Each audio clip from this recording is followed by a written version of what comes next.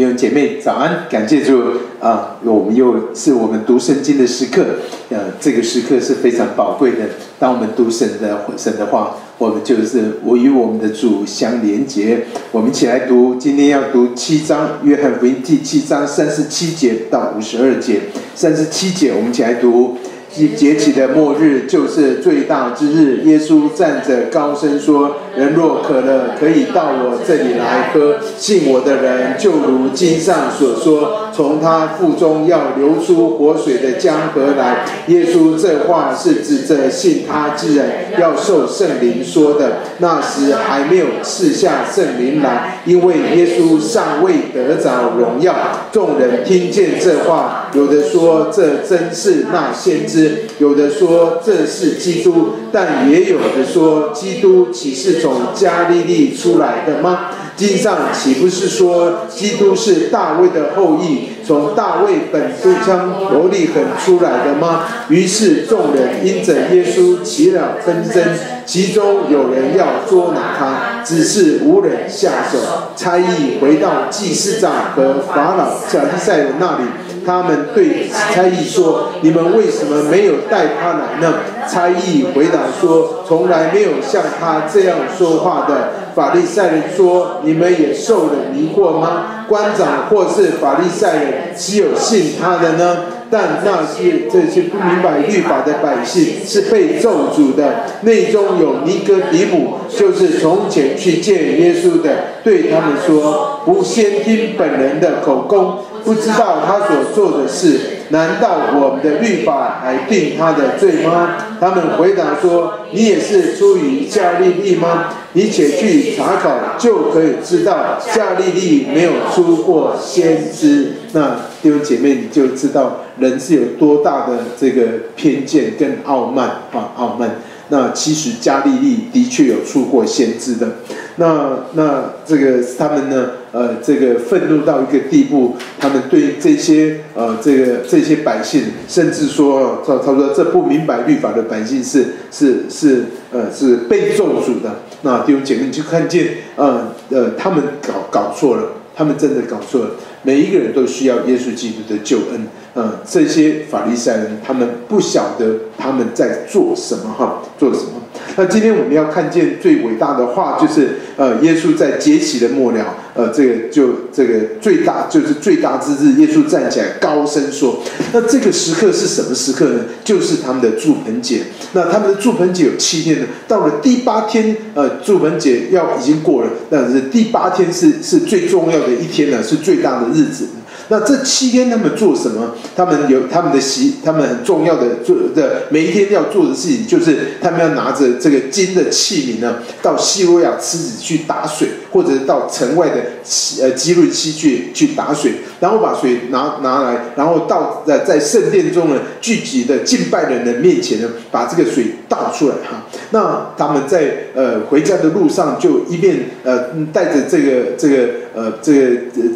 器皿里面装的这个水呢，然后在那边一边回来的时候一边唱诗歌那这有2个很重要的意义。第一个，代表他们感谢神呢，在旷野40年，让他们为他们预备了预备让他们有水喝这个就是他们的一个感谢。那第二个，也纪念神是信实的所以他们在那边等候神应许弥赛亚要来拯救他们，脱离外邦人的统治那第8天呢，他们就没有再去舀水了第8天呢，他们没有提水，因为他们表示说，现在他们已经在应许之地了他外面已经这个有水了他们已经有水了。很可惜这个外面有水，可是他们的心灵却仍旧是十分的这个干渴，因为他们的信仰呢，只剩下外面的仪式。现在耶稣在他们的中间，那耶稣站起来，其实这一切呢，要舀的水，又或者是这些，耶稣就借着这一件事情呢，来宣告一件事情，甚至告诉我们说，耶稣就站起来。弟兄姐妹，耶稣站起来，你知道，耶稣不是站起来，不是他不是在做一个拉比这个来教训他们，因为拉比教训他们的时候是坐下来的，拉比要教训人的时候就坐下来，所以站起来的时候，耶稣不是在一个拉比教导他们，耶稣站起来是一个传递命令的人，他站在那边，而且高声的宣告。那弟兄姐妹，下面是伟大的信息啊！耶稣说：“人若渴了，可以到我这里来喝来到我这里来。”第一件事情，你若渴，你可以到我这里来喝。那亲爱的弟兄姐妹，其实水，他们认为，他们看见这些水，吉伦溪的水，或者是西罗亚池的水，所代表的，在旷野里面，那个水，其实那个水是什么？那个水是指着我们的主耶稣基督。人生的旅途，就是那个旷野40年，代表着我们的人生的旅途。那谁能够陪伴我们呢？就是那个临盘石，那个能够出水的临盘石，就是指着我们的主耶稣基督。这是在哥林多前书里面保罗所说的。那弟兄姐妹，只有一个地方可以得到这个得到解渴的地方，就是耶稣基督。耶稣呼召人来到生命的活水的泉源。弟兄姐妹，为什么？因为除他以外，别无拯救。因为天下人间没有赐下别的名，我们可以靠着得救。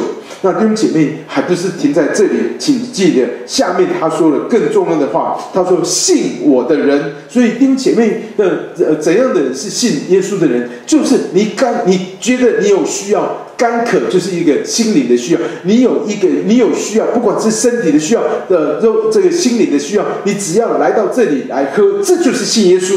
信耶稣就是把耶稣这个活水吸到你的里面，引到你这个喝到你的里面去。信我的人呢，他说就如经上所说的，从他的腹中要流出活水的江河来。亲爱的弟兄姐妹，这是何等稀奇的事情！要从他的腹中流出活水的江河，不但不再渴了，而且这个人呢，他会成为一个泉源。这意思就是说，你会成为别人的祝福，你会别人的祝福。对弟兄姐妹，这就是你看见神要借着每一个信他的人，就是在基督里得到满足的人，他不是只有他自己。所以弟兄姐妹，福音不是只是为我们自己而已，是为着我们周遭的人。当我们得到这个福音，当我们喝了这个活水，弟兄姐妹，耶稣说，在我们的腹中要流出活水的江河来。那我记得我就想起这个5779年的那个意象当中的那个图片，我就看见好多的生命的水流啊，这样流出来，好像很多支流，哇，到处都是。弟兄姐妹，果然就是这样子，就是我们每一个信他的人。所以当你回到你的家，你就是全家的泉源；你回到公司里面上班，你就是你这个公司的泉源；你回到学校里面上课，你就是你班上的泉源。亲爱的弟兄姐妹，感谢神，这是很稀奇的事情。怎么可能会这样呢？弟兄姐妹，耶稣接下来就说，这是指着信他之人都要受圣灵说的。不过那个时候圣灵还没有赐下来，因为耶稣还没有得到荣耀，就是耶稣还没有上十字架。那现在弟兄姐妹，感谢主，五旬节是第一次，看见没有？当这一群的人被圣灵充满的时候，他们就带着能力出去，就是影响当时一下子就3000个人就得到耶稣基督的救恩。弟兄姐妹，感谢神这是神稀奇所做的工作，也是圣灵现在已经在我们生命里面做的。所以当我们信了耶稣以后，我们就领受了所应许的圣灵在我们的里面。弟兄姐妹，圣灵不是只有给我们一点点的这个感动而已，让圣灵要借着我们从我们的腹中要流出活水的江河。弟兄姐妹，为什么腹中呢？不是从心里面，也不是从我们的头上。弟兄姐妹，从我们的腹中。弟兄姐妹，在圣经在旧约的时代，父呢其实是掌管着我们所有的情感的地方。所以弟兄姐妹，这就是我们幸福小组最重要的事情。腹中啊，就是从你的腹中，就是这代表着什么？代表着你的情感。所以公心呢，这个传福音是公心不攻挠。弟兄姐妹，是用你的心来对待他的心。你的心在哪里呢？弟兄姐妹，这个就是用你真诚的爱来爱他，就是从哪里开始？这在旧约里面是从你的腹中出来的。所以弟兄姐妹，感谢主，这是神给我们的一个很重要的一个信息。当我们传福音的时候，我们的幸福小组出去，我们4个同工，记得你们就是4个全员，记得你们要从你们的腹中流出爱的活水来，流出生命的活水出来，先从爱来触摸他们。